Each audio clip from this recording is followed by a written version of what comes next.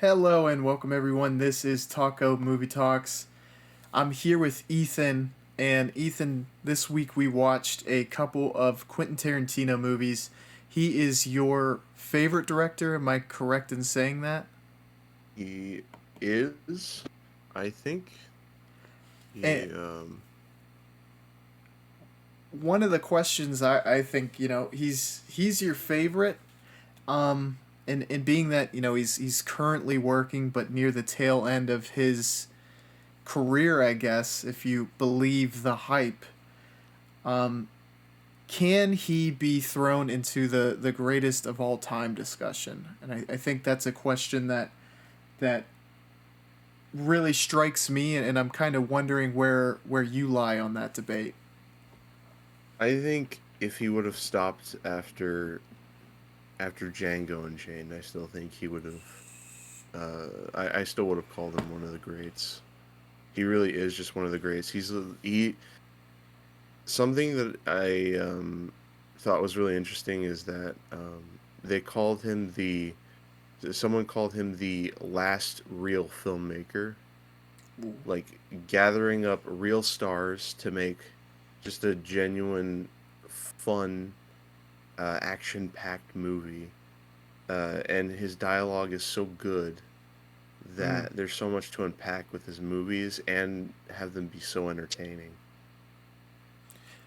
I think the script writing, um, as I started watching movies, it was something that it was so good, but so I don't know, underappreciated in my mind. It wasn't when you hear about him, or when you, I guess, you think of his movies, the intense violence and how exciting and entertaining it can be is kind of what my mind harkens to. But one of the movies we covered, his ability to just have seemingly monotonous conversations and them be strikingly entertaining is something that he is brilliant at. And I'm talking about Yeah, of the opening of Reservoir Dogs, which is just, course, it's beautiful. It's a great opening, I think, in how to write dialogue.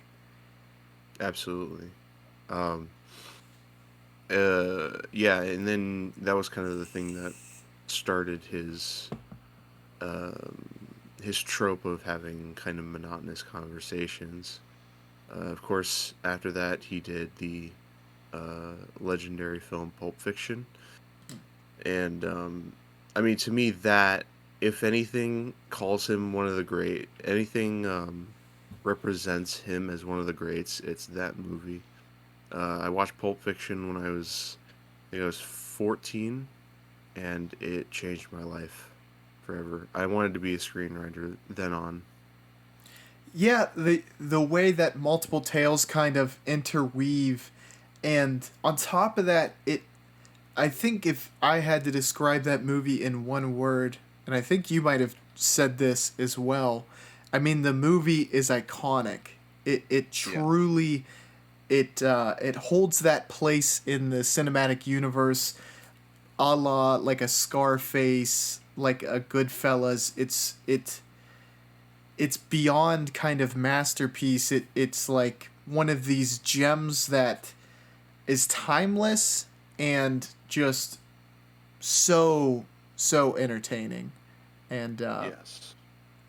I think that film was what catapulted him to, like, this is a person who can make anything. It's sort of like Absolutely. that free check, so to speak, to make Yeah. whatever he wants. Absolutely. One of the movies we watched, and going are going to discuss for this week is Reservoir Dogs, which is Quentin Tarantino's directorial debut. Yeah. And I find that to be one of the craziest things of all. It Yeah. was his first shot, and man, I don't know many directors' directorial debuts that are quite on the level of Tarantino's. There's probably Yeah. only a few, if any. There's a couple. In my mind, like one some that come to mind that are about on par would be probably like David Lynch with Eraserhead, Mm-hmm. um, and maybe Alejandro Gonzalez Iñárritu with Amores Perros. To Okay. that, in my opinion, um, that was an amazing directorial debut. But I wanted to say that people nowadays say that oh, Reservoir Dogs is not his directorial debut. That's My Best Friend's Birthday, which was his short film that came out 5 years prior, and does not count as his directorial debut. Yeah, I think I did hear a little bit of that talk, but yeah, I mean, I don't know. Is your argument that it's like, short films are kind of, it's not truly a debut when it comes to, I guess, his first feature film was Pulp Fiction? Is that kind of where your argument lies? Well, the thing is that his uh, his uh, My Best Friend's Birthday, his short film, is has a cut that's actually feature length, and thus it is considered his debut, Mm-hmm. which it's not. The actual cut of the movie is 35 minutes, which is under feature length. So Mm-hmm. um, that was their argument, which is, I don't know. I just don't. And to me, Reservoir Dogs is his debut and will remain his debut. Yeah, I would have to agree with you. One movie that I guess I would throw in that someone alluded to, and I might even be wrong on this if this is their debut or not, just because I heard it from someone. It was actually on my letterbox post, and I posed the question. I was like, best debut question mark, and like honestly wanted to hear, and someone brought up Sam Raimi's Evil Dead, Oh and yeah, I'm a big fan of that movie. Um, if you want to get into which movie's better, I think you could have a great debate on that. Personally, I yeah. prefer Reservoir Dogs, but I do think Evil Dead is a tremendous film. Um, Also, Citizen Kane. That's a big directorial debut. no way, that is his debut. That's Orson Welles' debut. Okay, yeah. So I think if a lot of critics would possibly, because that gets so much critical acclaim. I think a lot of people might throw that ahead of Reservoir Dogs, but nonetheless, I still think it's easily within the top five, and then maybe even a step further in the top three. And Yeah, I think it's hard to argue anything on top of that.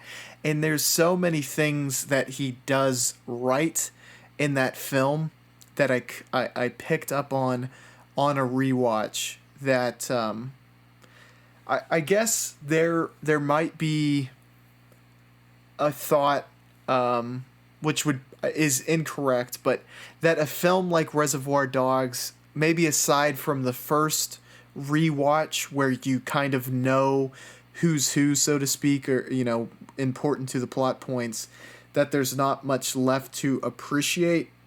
And I would say I want to dispel that notion because there is so much as far as script writing that Tarantino does brilliantly that you owe it to yourself to rewatch it once, twice, three, and so far times because it's pretty airtight, honestly, I think. absolutely.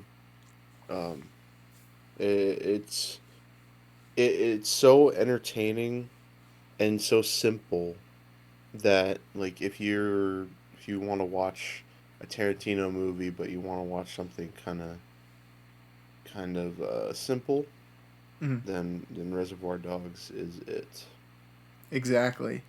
And on top of that, which I do think plays a huge factor into the screenwriting, a lot of the performances were just great performances. Harvey Yes. Keitel was amazing. Tim Roth was great. Buscemi was amazing. And then I my thought would be perhaps Michael Madsen had the best performance, but man, I mean, that's like saying who your favorite child is. I mean, they were all just tremendous performances. Yeah. Um, I'd probably say Michael Madsen is the best character, Mr. Blonde. Mm-hmm. But I mean, we should probably get into to the to the thick of Reservoir Dogs. Yeah, absolutely. This story is about a bank heist in which they are trying to take cut diamonds before they're shipped off.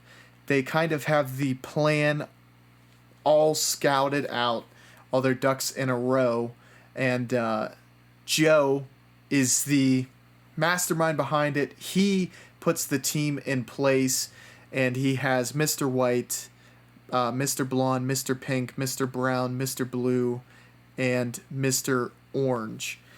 And they all I don't think any of them had worked together, and they have these code names or aliases so that they don't incriminate themselves in case there is a rat. And we find out very early on that there is a rat, thanks to Steve Buscemi's astute observation that their heist was kind of caught very early on, and cops seem to be right there.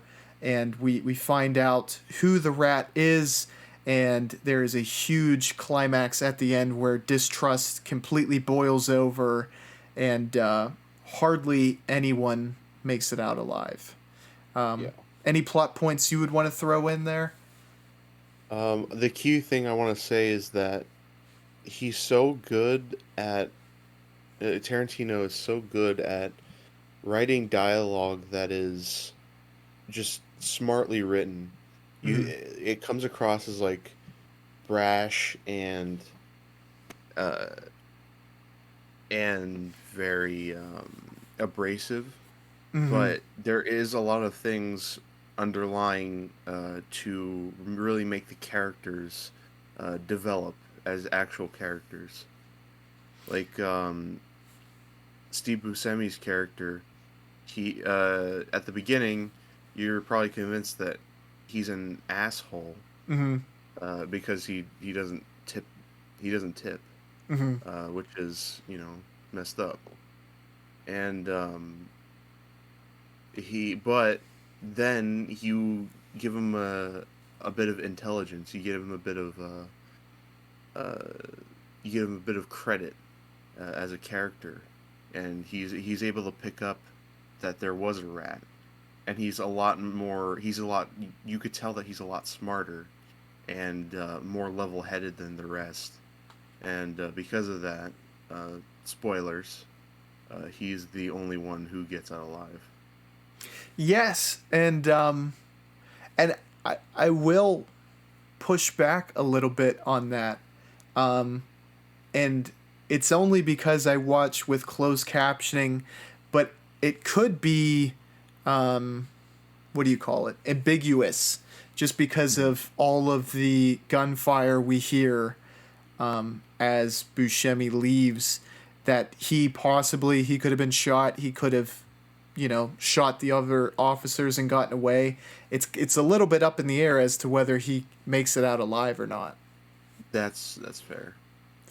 That's But, fair.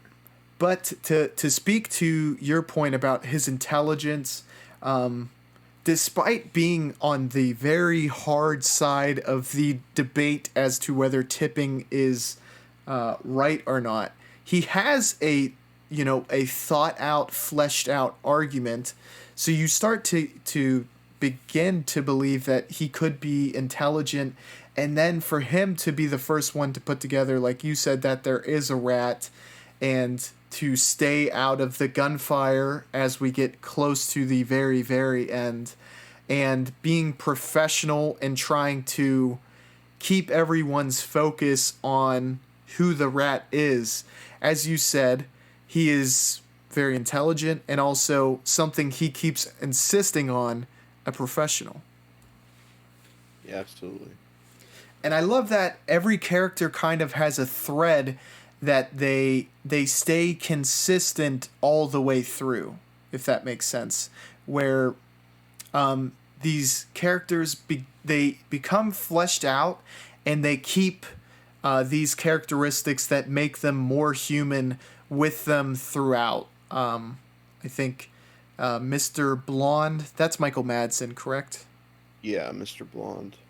Where he is, well, he doesn't want to go back to jail and will do essentially anything not to go back to jail, but also is a violent psychopath on top of that. Keeps that consistently throughout. Keitel, Mr. White, is, I think, a very loyal person and will stand up for people that he truly believes in, and also has an air of standing up against the authority, which is Joe's character. And I find a lot of pieces like that in this movie that you can kind of pick up on these character building moments and building upon what has already been established that I really loved on the rewatch. Absolutely. Whenever I think of Mr. White, my mind always goes to Breaking Bad for some reason. But Is he the old man in Breaking Bad? yeah, yeah, as Walter White. Oh, okay. I did not Yeah. know that. Here's a question for you. Is Chris Penn, is that Sean Penn's brother? Yes. I didn't know that. Yeah, sadly passed away at a relatively young age. I think it was 2006 when he passed away. Oh, wow. That's a shame. Great actor. He Great is. actor. He's really good in this movie as well. As I can't remember his character's name. I liked his character a lot. I honestly, when I first watched, I thought he was going to be annoying, Mm-hmm. but because he was kind of like a daddy's boy Yeah. to Lawrence Tierney. But I actually think I actually think he worked really well because just because everyone else is kind of like delusional except for Steve Buscemi. But everyone is so like such a delusional character that like when Tim Roth kills kills Michael Madsen after torturing that police officer, he obviously is very upset, Mm-hmm. and you could tell that he's very upset about his. So you could definitely tell that he does put a high value on friendship as well, and trust.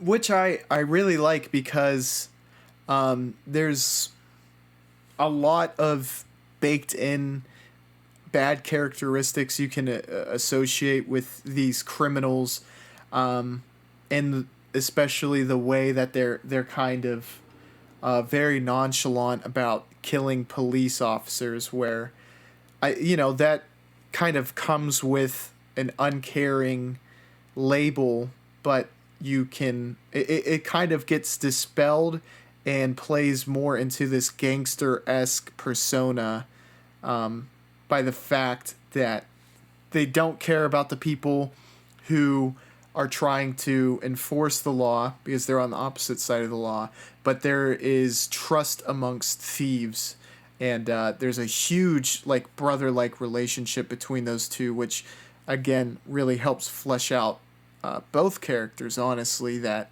they seem like they wouldn't be able to care about anyone, but obviously have developed this really strong bond between the two. Yeah, definitely. And Lawrence Tierney is also really great. He just plays the tough guy like he has his entire career.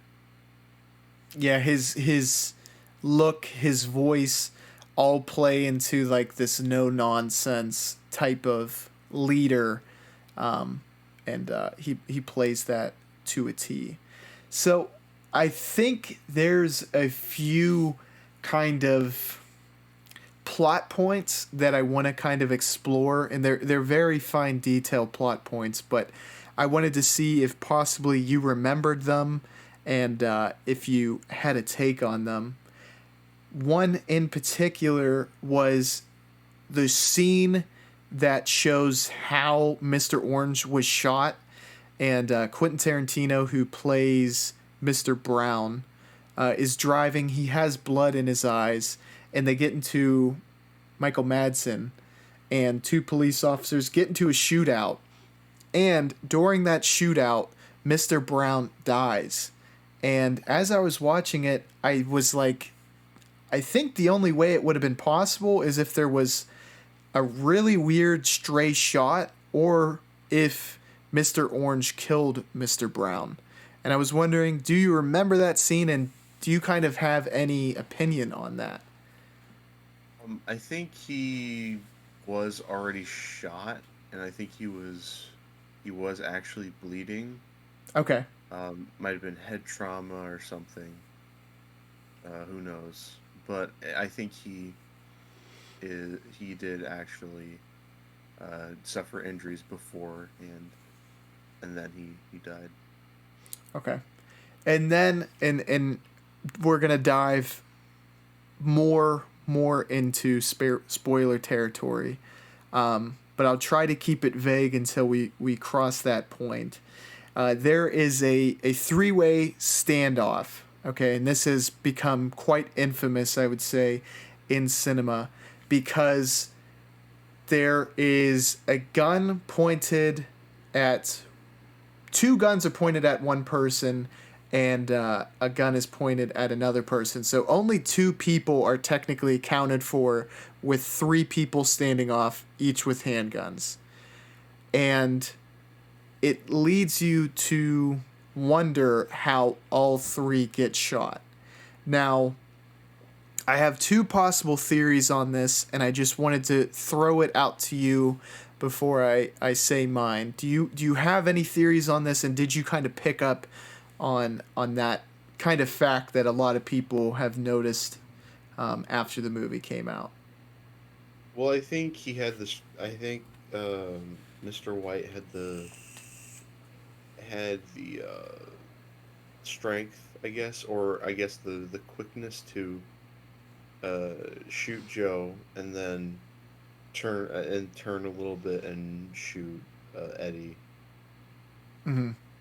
That's one of my theories, and the super duper long and that especially I think holds water because even after both shots would have been fired, he's still like he's very badly injured, but still able to talk and move after the fact. So that seemingly makes the most amount of sense. And the super duper long shot theory would be that Mr. Pink, who is Steve Buscemi, he was under a ramp, and I thought maybe he shot the last person. But, I mean, it's like 5% chance of that, and then I think Mr. White shooting both. Because if I remember correctly, I do feel like the scene actually shows him firing 2 rounds. So yeah. I think that makes the most amount of sense. I'm like 100%. I'm pretty sure that's what happened. Okay. Because Eddie is shot clean in the chest, so there's no way Mr. Pink would get a shot like that. It would have to be on the side. That makes sense. Yeah. The kind of last spoiler would be the reveal, which is, I think, about halfway through the movie, that Tim Roth, Mr. Orange, is the rat. And after one of the greatest scenes in film history, the famous torture scene. Great scene, and that torture scene where Michael Madsen cuts off the ear of a police officer while Stuck in the Middle with You is playing is absolute iconic filmography. And That's another thing about Quentin Tarantino, his music choices. He knows how to use music so well in his movies. absolutely. And it's kind of a great tie-in.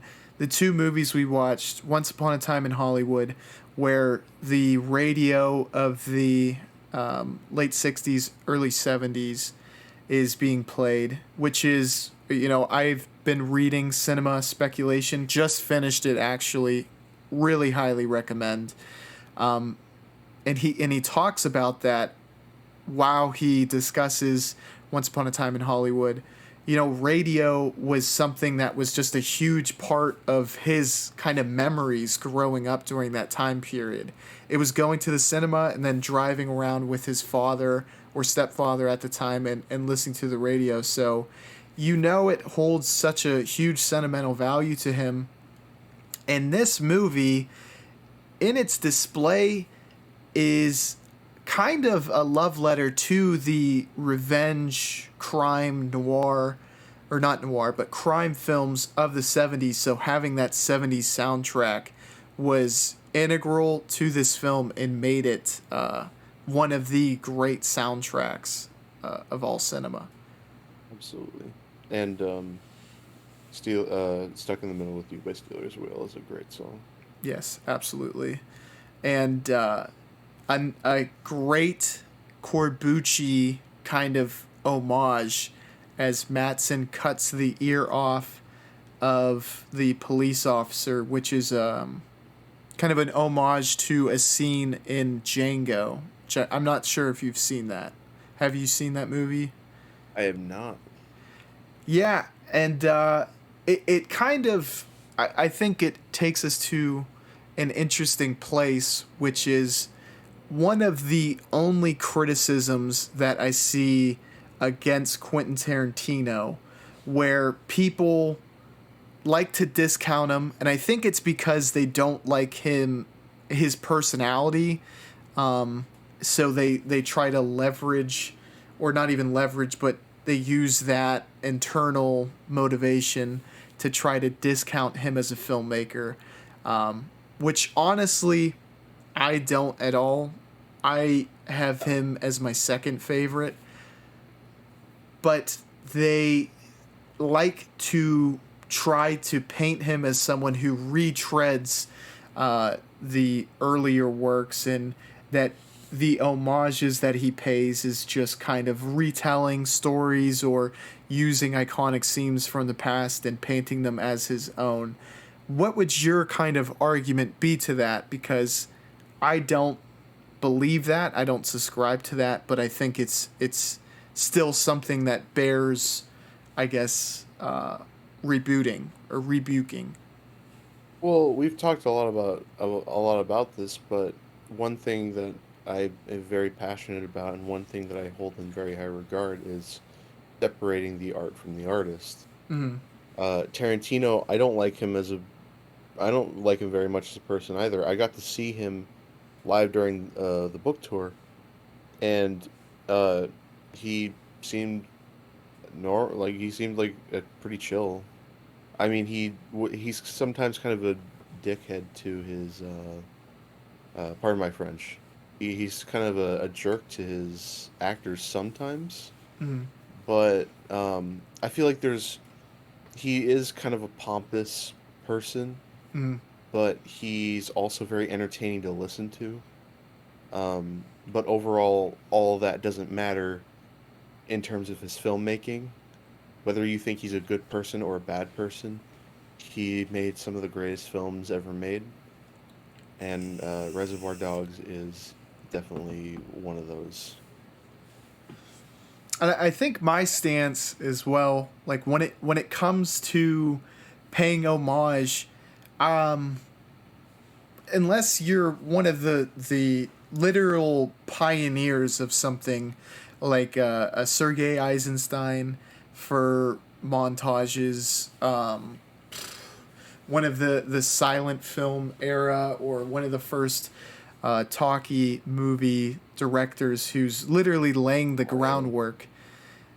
Everyone has inspirations, and Yeah. but my all-time favorite director right now, it Akira Kurosawa. He was Yeah. inspired by John Ford. Yep. Someone who made films very early on, when he was seemingly one of the people to kind of make the archetype for what a great samurai film was. It comes from inspiration, of another genre, the western. So Yeah. I think it's damn near impossible to use that kind of basis as an argument as to why someone isn't great, because first and foremost, I don't know if there's a director that exists right now who isn't somewhat inspired by someone who came as a predecessor, but Yeah. you can't make a entire career off of completely just outside the realm of what's come before. Yeah. So, It's like a similar comparison is like music. mm-hmm, Everyone has their influences, and some of them wear them on their sleeves, and they're still considered some of the greatest, like Led Zeppelin.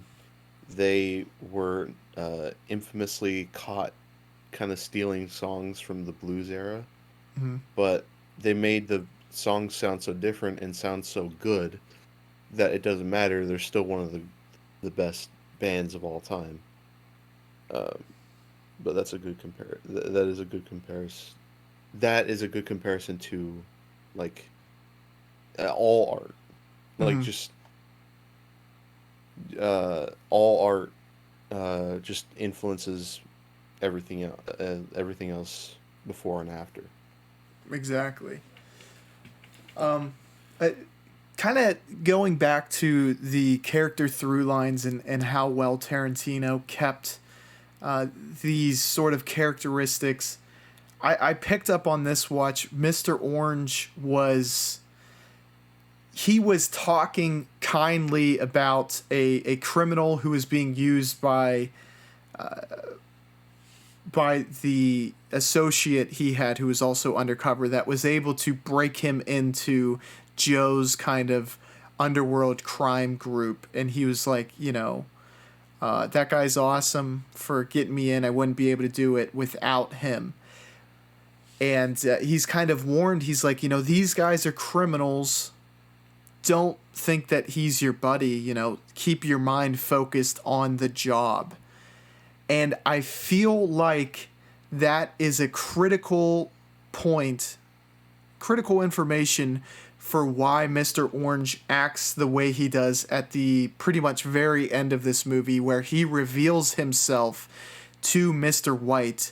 And he's in a very vulnerable position there, because Mr. White has police raiding the building where the majority of the movie takes place, and he's literally in Mr. White's lap, and he's telling him, "Look, I screwed you. You're in this terrible situation now because I was a cop and I gave them all of this information," and he ends up dying because of this. But I feel like it was Mr. Orange's relationship and inability to kind of remove his personal feelings towards Mr. White, that is why he ends up telling him. And I feel like he had developed such a relationship with him that he wanted to be honest with him before he was either arrested or dies. And I wasn't Yeah. sure, was that something you picked up on, and that you found interesting as well?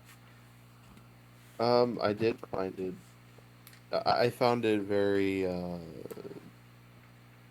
obviously his entire angle is very interesting, just because the way he um, the way he acts is like very punk style. So the fact that he's a cop is interesting in how interesting in how much he's not a cop. Um, but to your point, I just say, um, I think that's him. Yeah, it is really his inability to not care, especially after he got shot for the first time. Mm-hmm. You could tell that he genuinely is building a connection with this guy, which is yeah, it builds character again, like we said. Absolutely. Um, Besides, there felt like there was a huge buildup towards maybe a reveal to the actual bank robbery itself, and I literally, I thought, because it's been maybe even 5 years since I saw this last. I believe that it was actually going to be shown, and I was kind of waiting for it, and they never actually revealed the bank robbery, which was kind of a unique perspective, yet you get everything you need to know about the bank robbery itself presented and told in enough detail for you to understand. I kind of wonder, do you have any maybe thought as to why Tarantino never showed the actual bank robbery? Well, probably the big one is budget constraints. Yeah. This movie had a budget of $1.2 million, um, and most of that was funded by Harvey Keitel. Keitel um, had grown to really become kind of friends with Tarantino, and Keitel took him under his wing. And because Keitel at that point was already a very established actor, Mm-hmm. he had been in Martin Scorsese's early movies. He had been in a couple movies from the '80s. He was already very well established. So for him to put his faith into this young filmmaker who has got an idea uh, was just kind of out of a little bit of a coincidence, but it turned out to be one of the best decisions made in film history. And I believe it was also Keitel who convinced Bruce Willis to be in Pulp Fiction. Yeah, and I guess I I I don't know the entire story. If I had to guess, I would figure Keitel was integral in giving Bruce Willis the script. Um, the part that I did hear was that Bruce Willis, upon reading it, really, really wanted to be in the movie, and Tarantino had already had a lot of the major characters kind of earmarked or decided on. So I guess Bruce Willis wanted to be two other characters that Tarantino had to say, I already have someone, until he said, look, I have this one character, reread it and see if you'd want to be him. And that's how Bruce Willis ended up being the boxer character in that movie, Yeah. which I find very interesting that uh, Bruce Willis was so wanting to be a part of the project that, and he was a huge movie star at this time. Oh, this was 6 years after Die Hard.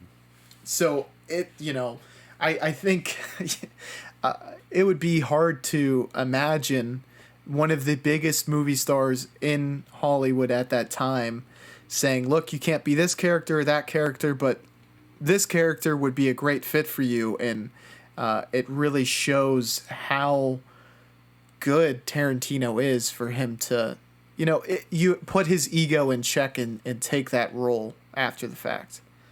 Yeah. As much as he loves like actors, he takes charge. He puts them into place even back in 1994. And also, I would say producers as well. He has been one of I guess, the archetype examples of someone who really, I can't think of a time he really let his creative vision be corrupted or corroded by producers Yeah. and watered down into a lesser product. Not even Harvey Weinstein, who is corrosive in every other field. Yeah, and damn, he I think there's something for everyone in his filmography, and he pays homage to the great films. I think oftentimes maybe the lowest rated movie would be the Grindhouse movies, but I felt like that was a personal, like a labor of love, so to speak. But even that, for it being a Grindhouse movie, is quite entertaining and possibly one of the best examples of such.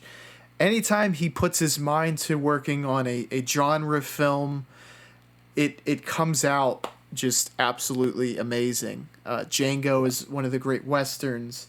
Pulp Fiction is just an iconic movie. That movie feels like, even though it's so early in his career, that feels like his magnum opus of sorts. Do you have any thoughts on that? It is his magnum opus. Absolutely. It is the movie that he will probably be forever remembered for. Even when it was released, it was a cultural phenomenon when it came out. That's the best way to describe it, Ethan, I think. Because nowadays it's shunned upon because of how iconic it is. It's similar to The Matrix. It's similar to Citizen Kane. It's similar to The Godfather. Just people are gonna say that, and they're gonna be like, "Oh, this is overrated. This is overhyped. It's not that good." But no. At least with Pulp Fiction, absolutely not. It is still one of the greatest movies ever made. Absolutely. Ethan, I want to ask you any final thoughts on Reservoir Dogs, and what is your rating of this film? I adore Reservoir Dogs. It is up there with my favorite movies. Um, it's one of the best debuts of all time, and kind of speaking to the debate on which is my favorite filmmaker, the best debut between Reservoir Dogs and Eraserhead. I've been battling which is my favorite director, Tarantino or David Lynch. So we'll have to see. But for now, Tarantino still holds it, and his debut is still a masterpiece. So I give it a 5 out of 5. Yeah, I'm just a little behind you. I gave it a 4 out of 5, or 4.5 out of 5. And I think I've said this numerous times. I can't quite. It's inexplicable. I can't explain exactly why I give the 4.5 and 5 out of 5. I see as masterpieces. It's just something strikes me deep, to where it's like it's essentially one of my favorite movies if it hits the 5 out of 5. But this still is a movie I would rewatch time and time again, and it's in my top 100 movies I've ever seen, and it's absolutely great. And for it to be a directorial debut, which we keep pounding upon, but I think it needs to be said, because a lot of great directors, it's hard to remember, their debuts, period, let alone it to be such a great movie in their filmography. But man, this is absolutely amazing. Like Kubrick. Kubrick's first movie is often seen as worst. Yeah, exactly. But for a filmmaker to come so strong out of the gate and deliver something so good, especially with Tarantino, who hasn't really had any like any credits outside of My Best Friend's Birthday. He hasn't had really any official credits before Reservoir Dogs. So for him to somehow get this made and have it be so good and so high quality as far as filmmaking goes, that is considered one of the best ever made, and it's very low budget. That's impressive. Yeah, I'm glad you kind of harken back to those points, because they are so important. You said it. Without Harvey Keitel, I don't know his career trajectory. I feel like he would ultimately be in this place, but his debut I don't think would be it wouldn't have been allowed almost to be as good. A lot of fingerprints would have been on the movie that would have probably watered it down in certain ways to where it would have played as great. And him making this movie, which was just an explosive debut, so damn great. It allowed him to make Pulp Fiction, and then the rest is history. But you know, if he would have had to go through a production company, who knows how long it would have taken for him to really hit the ground running. And also, you know, I'm glad you brought up the budget for him to show efficiency in the way he was able to make this movie, be able to make it so great without having hundreds of millions of dollars poured in. I think people were like, look, he did it with a little over 1 million. You know, what can he do if we give him a fully fledged budget on this? So just it's so impressive for a number of different reasons, and I think it shouldn't be discounted for sure, because without any of that knowledge, if you just watch this as a movie, not knowing anything about who Quentin Tarantino is, any of these actors, it's a great, absolute masterpiece of a movie. Absolutely. The next movie is Once Upon a Time in Hollywood. Ethan, would you like to give the summary on this one? I will do. So, Once Upon a Time in Hollywood is about nothing. I'm just kidding. Um, Basically, it takes place in the tail end of the golden age of Hollywood, 1969. Um, an actor named Rick Dalton and his stunt double Cliff Booth are just going by their day-to-day lives. He was a TV actor. He was a actor for a TV show called Bounty Law in the 50s, and he is kind of struggling to get good, to be relevant again, and Cliff Booth is just kind of by his side the entire time, and it's basically just a chill out movie, and it actually makes sense that we're talking about this because I felt a striking resemblance to between this and Babylon. Okay. Uh, Really quickly, I just want to say, if you're still listening, still watching, thank you. Be sure to like and subscribe. Like the video, subscribe to the channel. Also, check out Ethan's channel. Ethan has a wonderful analysis on Chinatown. And guess what movie I actually started today, Ethan? Finally. You started Chinatown. I have, yeah. So I'll Nice. finally be able to finish your video without any spoilers. So also y'all should watch Chinatown and check out that analysis, as well as Ethan's short film and his film bro movie or video rather. Yeah. I have yet to see Babylon. It did Yes. atrocious at the box office, but critical It, review, you know, critics love the movie. A lot of people on Letterboxd absolutely adore this movie. actually, it's been mixed on critics. Really? I think it got a 52% on Rotten Tomatoes as far as critical rating. Which I think is undeserved. I didn't love the movie. Mm-hmm. I think I gave it a 3.5 out of 5. It was pretty good, and Damien Chazelle is a great director, and he knows how Absolutely. to do really fast-paced filmmaking. Whiplash. Oh, well, talking about debuts, Whiplash. I forgot about Man, that. That's a man, banger of a movie. I love Whiplash. yeah, and that was a debut. It was his first directorial effort. Great performances too. Super, super intense.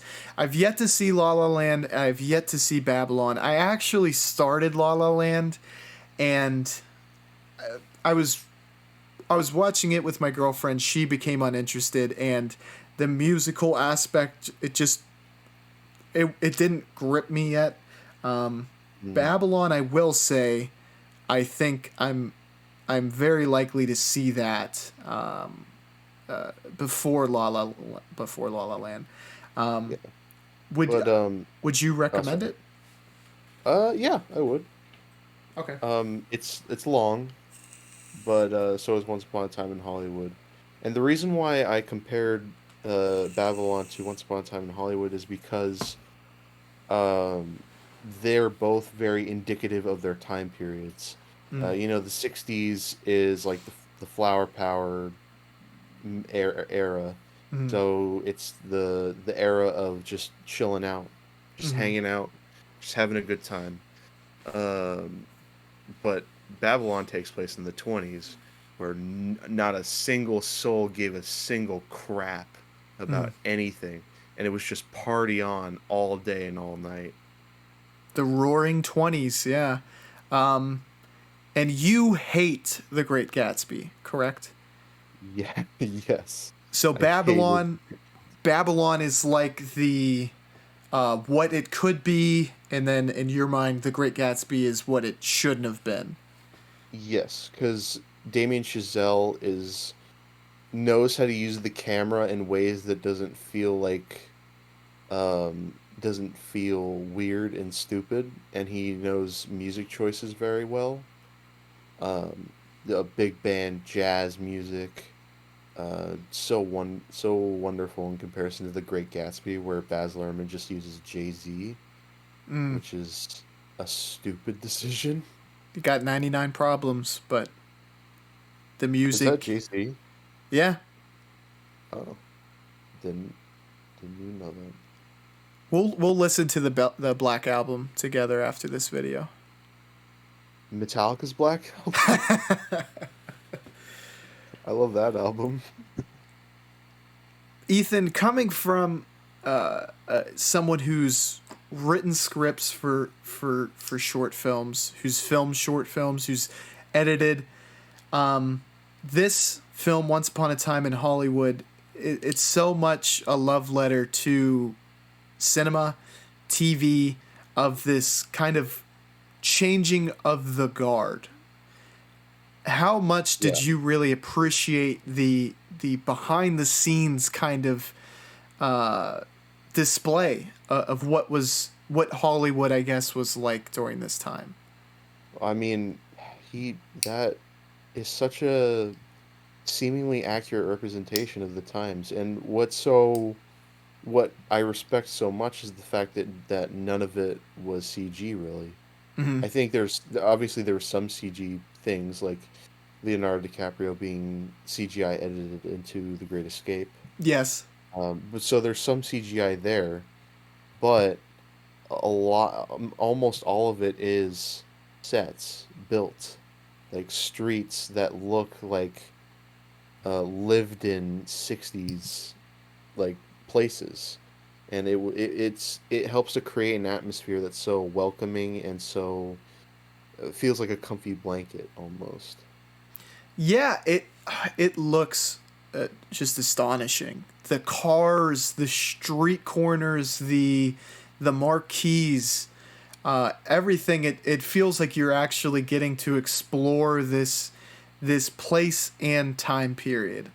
And I kind of mentioned it as we were discussing Reservoir Dogs, but I think just a very simple kind of aspect of the film, yet it's so effective in further immersing you in this time period, was the use of radio at that time and having the Yeah, music and the commercials, the records playing. It was just super super well done.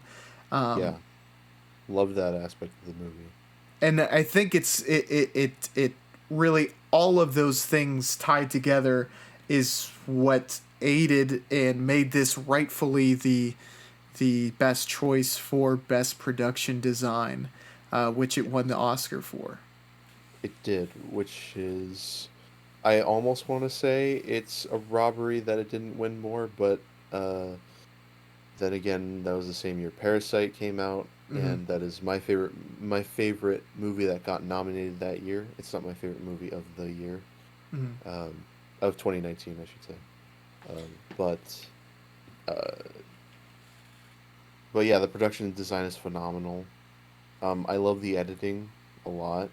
Mm-hmm. Just like it's kind of like Family Guy, where it uses a lot of cutaways, Yeah. which I hate Family Guy. But the thing is that it's not like like super over the top random. Mm-hmm. It's indicative of their characters, and it's important to develop their characters. So, and Family Guy is just nonsense. So, uh, Simpsons is better than Family Guy, is what I'm saying. Exactly. Um, I completely agree. Though those flashback moments, it adds a lot to, like you noted, um, Leonardo DiCaprio's character, how he almost was in The Great Escape, and how painful that is for him because he sees his career kind of being at a, a very critical point where he doesn't know what's going to come next. And obviously, had he been in that movie, he could have very well been in Steve McQueen's kind of uh, point in his career where he seemingly couldn't miss, and he was one of the most sought after actors to be a lead in a movie in the late '60s, early '70s. One thing I will say, Ethan, I know you have Cinema Speculation. That book is a great pairing with this movie because Mm-hmm. I know you probably have greater knowledge to this time period than I do, but that fills in so much of the blanks, and contextualizes a lot of what was actually happening there. Steve McQueen was just kind of a name to me prior to reading that book, but it makes that make a lot more sense in my Yeah. mind. And Yeah, no, go yeah. ahead. It definitely seems that Tarantino knows a lot about this era because that's where he grew up. He grew up in late '60s, early '70s LA. So he was growing up during this time where, you know, like the movie stars were kind of dying, as is the movie stars kind of dying out right now. Mm, Um, but yeah, it definitely listen, reading to Cinema Speculation really gives you an insight on what Tarantino envisioned for um, as a child and what he envisioned it for this movie. I mean, he didn't specifically narrow it down to, oh, this inspired me to do Once Upon a Time in Hollywood. It just seems like that's clear influence because he was alive back then, and like just talking about how he's going to the cinema with his mom when he was like 9 years old, and he saw a lot of black exploitation films for the time. Probably inspired him to do Django Jackie Unchained, Brown, and yeah, uh, Jackie Brown. Um, but yeah, it really seems like he had obvious knowledge of that. yeah, absolutely. And I love how it, the kind of, I not throwaway, but the character building kind of side quests or subplots, like Brad Pitt's fight with Bruce Lee, everything about this, and then also how Al Pacino kind of dissects Leonardo DiCaprio's character's career up into that point, and and the kind of the track he should take to reinvigorate it and kind of set him off on this spaghetti western kind of quest in his career at that point was so great. It encapsulates so much of what was important and what was happening during this time period, and where cinema was going, where it was at, and to throw into the mix this Marilyn Manson, or not Marilyn Manson, Charlie Manson. I loved that. It was such a neat kind of added detail, or direction to take the plot, as to how violence was growing in cinema and the culture at the time. Absolutely. People have the criticism that I'm gonna get into spoilers now, Mm-hmm. but people who criticize this movie criticize the fact that Margot Robbie doesn't really have a lot of anything to do in this movie. She's just kind of wandering around, doing stuff, but her involvement in the film as Sharon Tate is very important because there's an underlying darkness to everything surrounding her character.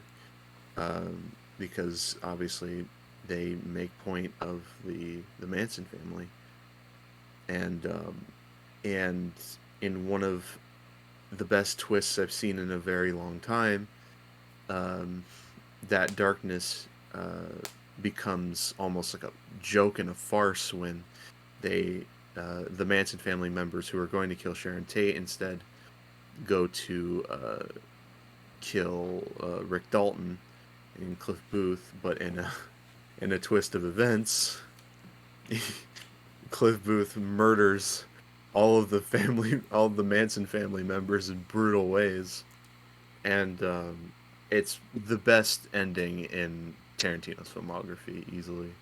Oh my god, that ending is it's hilarious at times. It's just action packed, high speed, high octane. Just yeah, I think you're dead on the money. It is one of the best endings of Tarantino, and just such an entertaining ending. Period.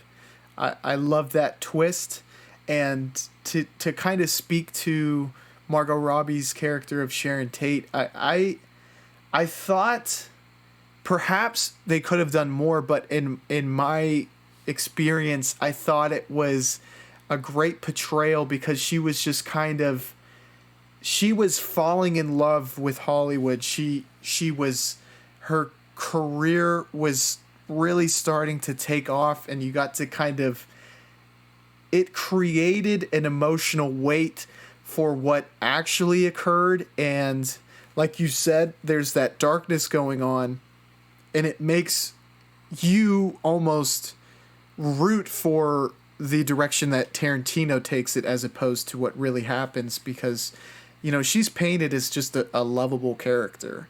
And it almost, and this is going to sound like maybe absurd, but it really makes you look upon what actually happened when the Manson family actually killed Abigail Folger, Sharon Tate, the hairstylist, and I think Abigail Folger's husband, and it becomes even a deeper sadness because you feel a really weird kind of connection, and it further makes you realize what was taken away that night. Yeah. And for Tarantino to rewrite history in the same way he did in Glorious Bastards was glorious, because the movie up to this point had been very chill. Mm-hmm. It is a chill out movie. I said it was about nothing, but it reminds me of Seinfeld, because it is just a bunch of characters kind of just living their day-to-day lives and talking about random stuff, which is where Tarantino shines in terms of his dialogue. Mm-hmm. Like those mundane scenes can be subtly stylized to be more entertaining dialogue. And I loved nearly all of it. I do think Sharon Tate's involvement is a little muddy at times, Mm-hmm. but yeah, but she needed to be in there for the darkness to turn into brutal, action-packed fun at the very end. Yeah. Yeah. Uh, very well said.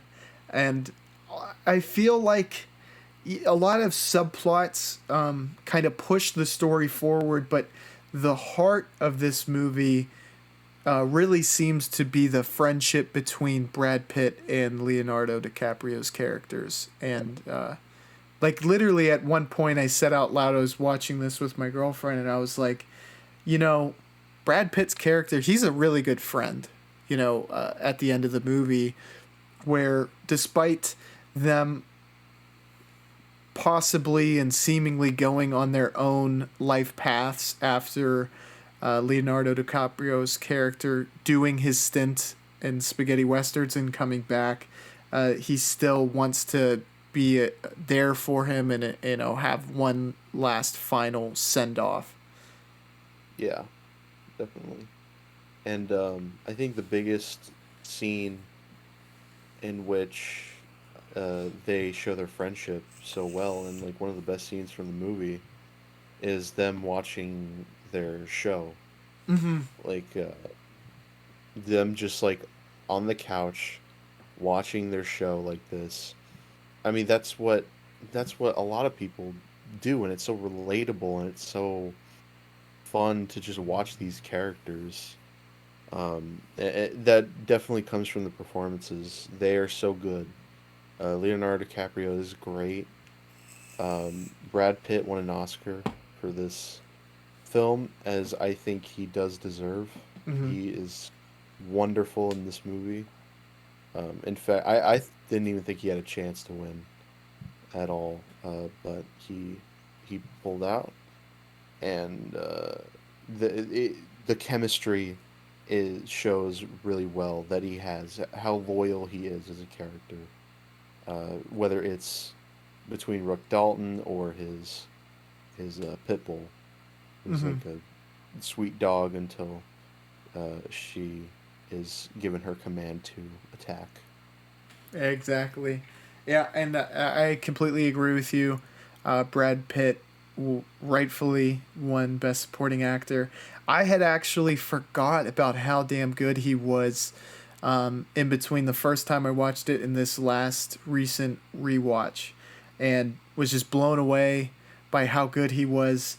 I remembered how great Leonardo DiCaprio was, and I think the episode filming of that Western show in which Timothy Olyphant's character was the lead, that was great. Just the trailer scene where he's talking to himself, that was tremendous. And then once he actually performs the scene with the little girl, that was another just great kind of standout performance or part. That part of his performance stood out as being tremendous, but Brad Pitt was great throughout, and obviously, getting to the ending, that was the other, like, coming away from this movie. That's the part that I think will stick with you the longest and stick out the most. But there is so much to adore with this film, Yeah, absolutely. and is there anyone who does violence better than Tarantino? And the reason I say that, all of his films have great, tremendous violence, Oh, but oh, the ending of this is just another highlight to add to his reel. I mean, like maybe Paul Verhoeven, but Mm. nobody does like brilliantly bloody violence like Tarantino, especially Kill Bill. I Mm-hmm. mean that the Crazy '88 fight, one of the greatest action scenes in movie history. Um, just all those beautiful spats of blood. For some reason, it just sick people like us. It puts a smile on our face to see the bloody violence that Tarantino puts on for us. And he is able to portray it in such a way that you will feel okay enjoying it, whether it be a spin with the characters who are on the receiving end, how stylized it is.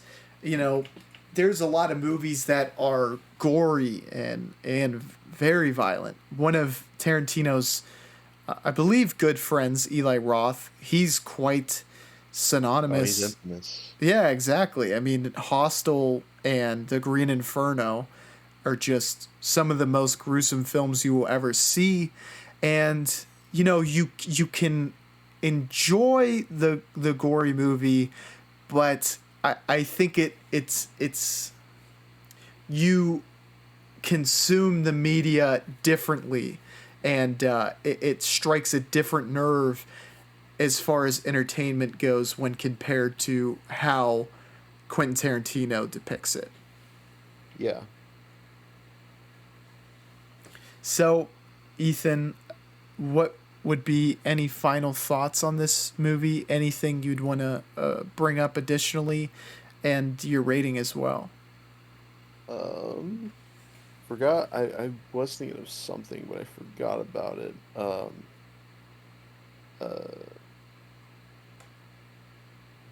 oh yeah. I was gonna talk about Tarantino's controversy about violence, like the controversy surrounding the violence.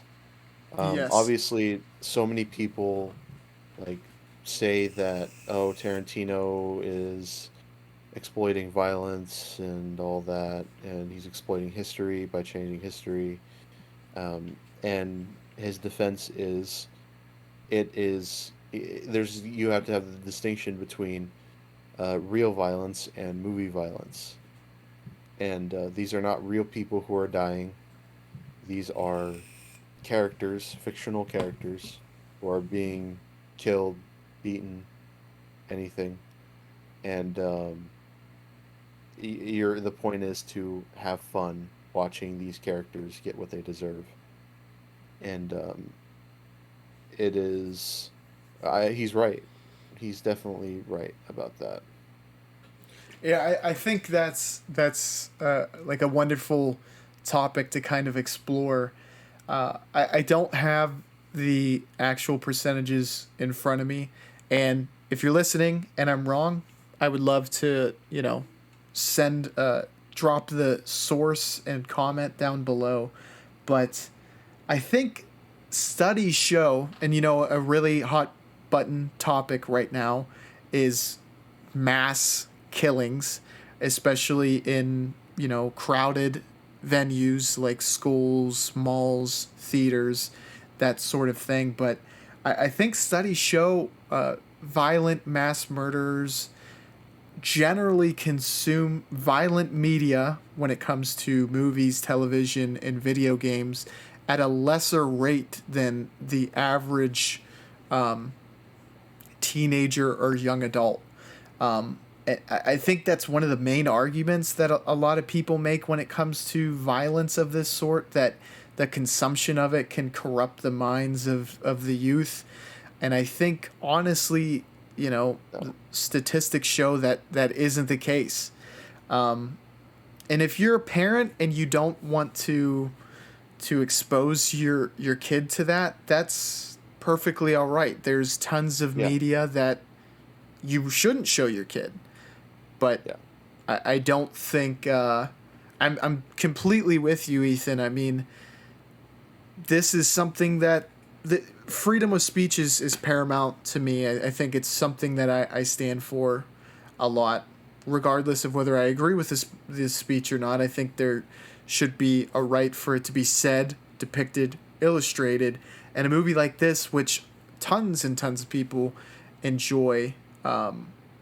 Look, the people who don't like it should be free to say so, but I think there's skill and style and creativity to his violence, and absolutely. But I just wanted to comment on that because it is Quentin Tarantino, uh, and that is something that has unfortunately followed him for a very long time.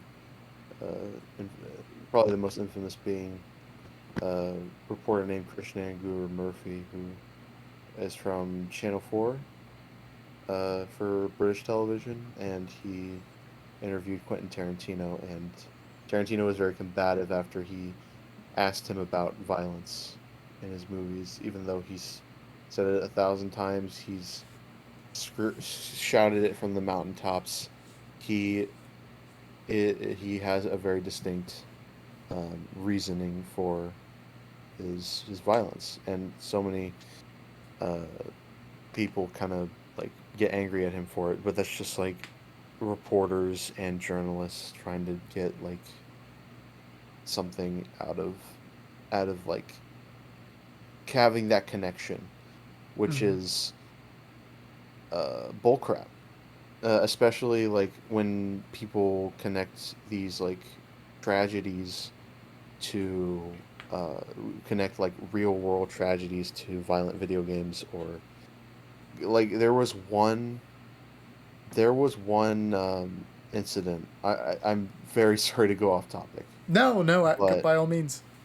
there is one incident that occurred. It was a school shooting, and one of this news report said that the last thing that the perpetrator uh, said uh, before he went to jail, well, to prison, I should say, uh, where he should be, is um, he got this because he said, "I've become the destroyer of worlds. I've become death," Mm-hmm. which is a J. Robert Oppenheimer quote, Yeah. and they credited that to a video game,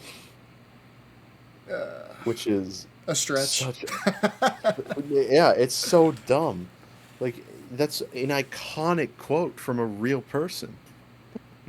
Yeah, I So mean Oppenheimer, the one of the people who helped on the Manhattan Project, and uh, honestly, the context of the quote, I think Oppenheimer said that as it was like an admission of guilt that he felt it was needed for the war, perhaps, but he felt that now that something as powerful as the bomb was created, that it could be used in nefarious ways. So not only is it a stretch that it's from a video game, which famously it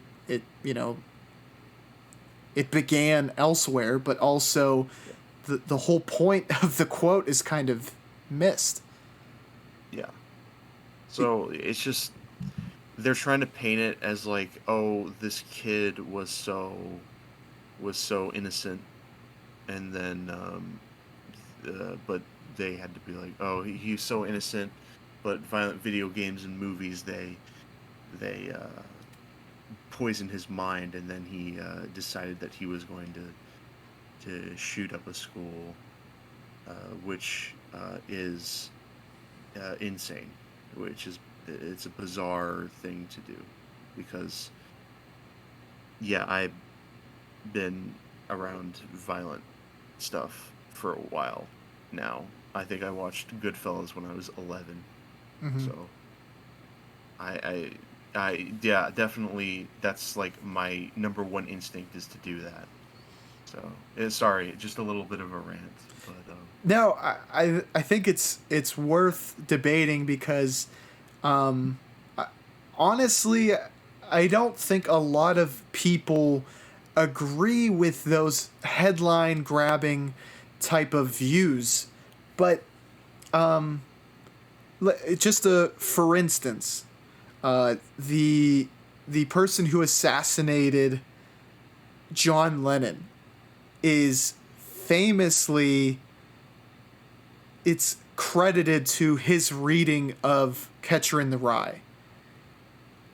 yeah, And if you look at something like that, you're completely discounting human psychology to Yeah. to point to one thing that turned a seemingly normal man into a mechanized killer. There's so much Yeah. complexity to things, Absolutely. that violence in and I honestly I think it's a cheap trick on the part of media and whoever interviewed Quentin Tarantino. And I think I remember the interview, and there's probably been numerous, so if this isn't the one you're talking about, it was another person, but I think it was after the release of Kill Bill. Someone was very much going in on him because of how violent that film was. Is that the interview you were alluding to? No, that the Christian Aguirre Murphy one was after Django Unchained. Mm. Um, but I think there was one where this lady named uh, what was her name? Was she blonde? Forget. It's kind of like a funny clip, and he's like, "Because it's so much fun." And And I he's think, right. It's yeah, so much fun. audience members, the vast majority, agree. And Quentin Tarantino, if you want to point to examples of people who did atrocious things after consuming a piece of media, it's all anecdotal, and obviously you can't use anecdotes to form actual, like, science based conclusions, because anomalies happen all the time. But Quentin Tarantino is the polar opposite example of what can happen when you digest violent media.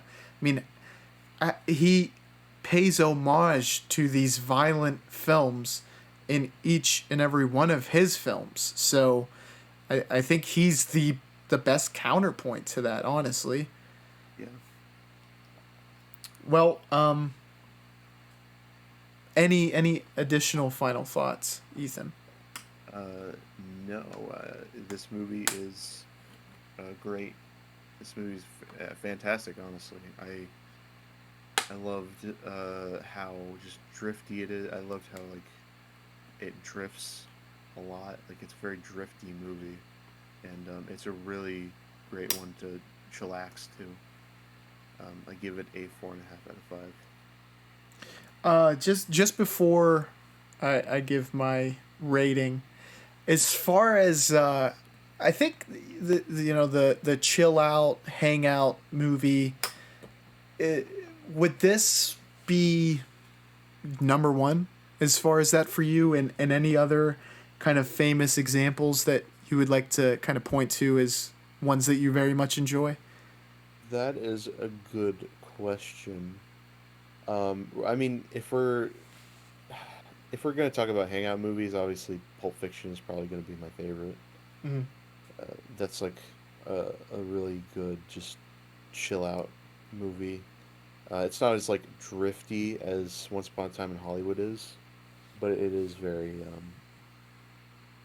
chill out kind of attitude. Mm-hmm. Um,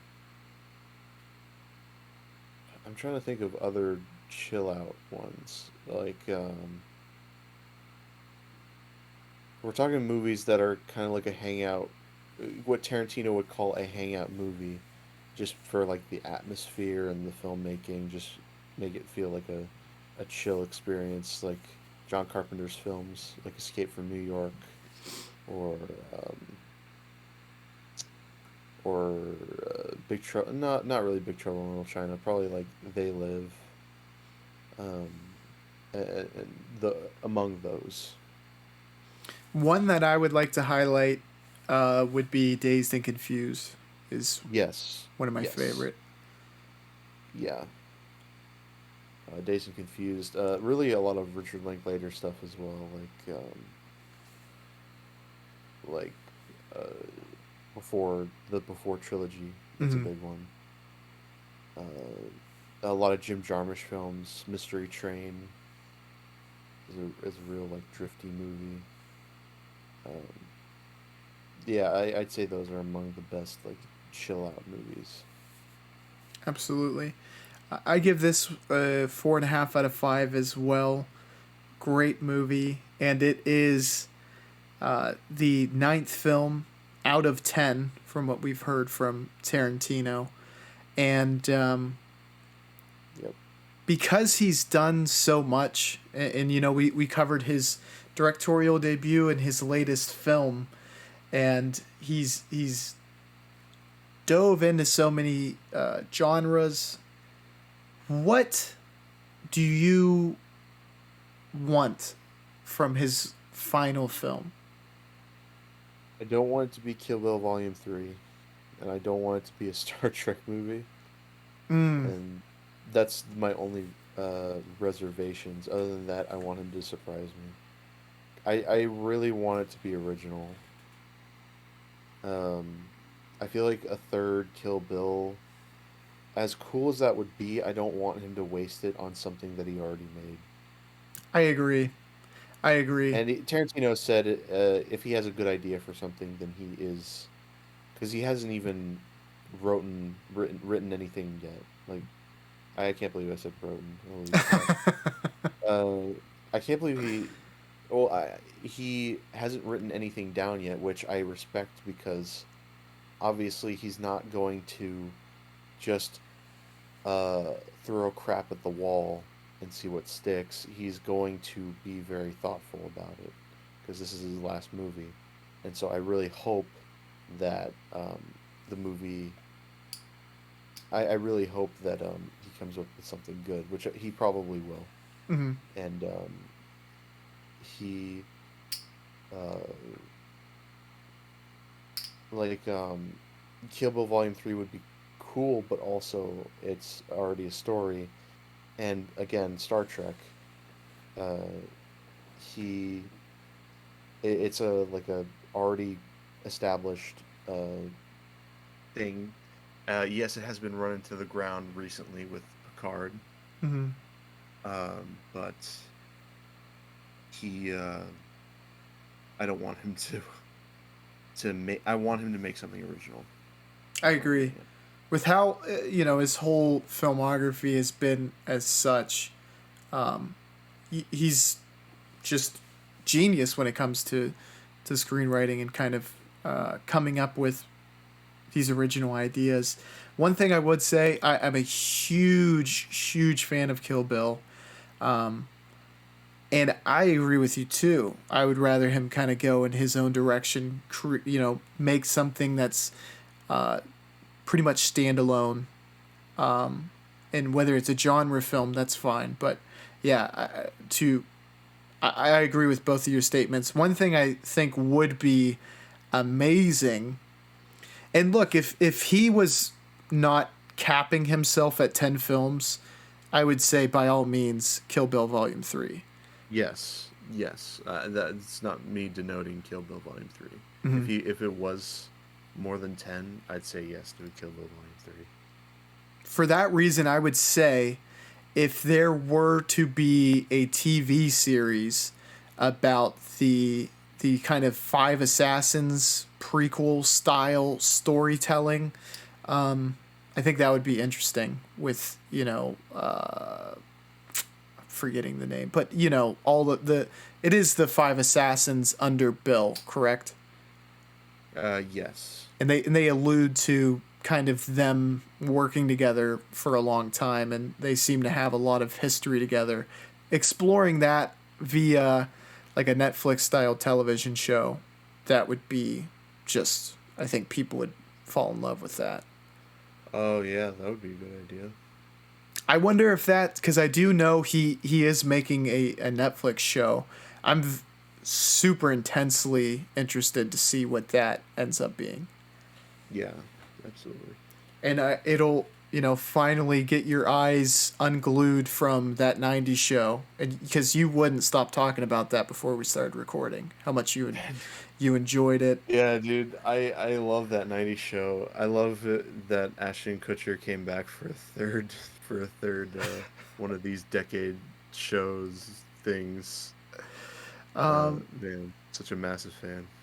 And yeah, the funny thing about that, and I will say, and we're getting sidetracked, but I think that's okay. I, growing up, loved that '70s show. Did you get to watch it at all? It's not that I didn't get to watch it. Just wasn't a fan. Didn't want to watch it. I don't think I watched a single episode. Albeit, is it one of the greatest comedy shows of all time? No, but it's in my, I guess, favorites for sure. And if we want to talk comedy shows, I think Curb Your Enthusiasm is my favorite. Rick and Morty is up there. The only sitcom that I've really enjoyed from TV is Seinfeld. I figured you would say that. And if you are a huge fan of that, Curb Your Enthusiasm. Yeah. Because it's if they were on HBO, I mean that's essentially what it is. If those stories were allowed to play out with like an R rating. Yeah. I am not watching any TV shows until I finish The Sopranos. How far along are you? I'm almost done. I'm at I'm a little bit into season 6, which is the final season. And so far it is fantastic. My favorite TV show is Twin Peaks. So naturally, yeah. A David Lynch fan would love. Now the movie, I've heard a lot of people ask this, and I might have even asked it myself before. Twin Peaks: The Fire Walk with Me. Do you need to see the television show to fully appreciate the movie? Yes. Yes. Okay. Yes. Don't watch Fire Walk with Me first. Okay. Just watch it in order of when it came out. Like first season, second season, Fire Walk with Me, The Return. Gotcha. Any projects that Lynch is working on that you're excited to see? Really doesn't have anything. I don't think he really has anything that he's coming out with. I had a question for you. So have you finished Cinema Speculation yet? No, I've only gotten through the bullet section. Okay. That inspired me to watch the movie, and that movie is pretty dang good. Cool. Yeah. Yeah. I really want to watch these movies. The book I haven't yet. Book is super, super awesome. I really like the ending. I was actually the last chapter, I was kind of like, oh, this is like a weird way to end the book. But literally the final line, I was like, oh, it was a great way to kind of tie everything together. But it led me to look for more kind of director written books. One that I really want to watch or read now is Tarkovsky's Sculpting in Time. And another one, and I wanted to ask you if you had read it yet, because it was also highly praised, was David Lynch's book, Lynch on Lynch. I have not read it yet. I would obviously imagine you would really, really enjoy it. Yeah, absolutely. Well, Ethan, I want to say thank you very much for watching these movies with me and discussing them. This was awesome to get to really dive deep into these great movies. Of course. That's all from us. Thank you again for watching. Be sure to like and subscribe, and also like and subscribe to Ethan's channel and his videos as well. Again, that's all from us, and we will catch you on the Flippity Flip. Bye, y'all.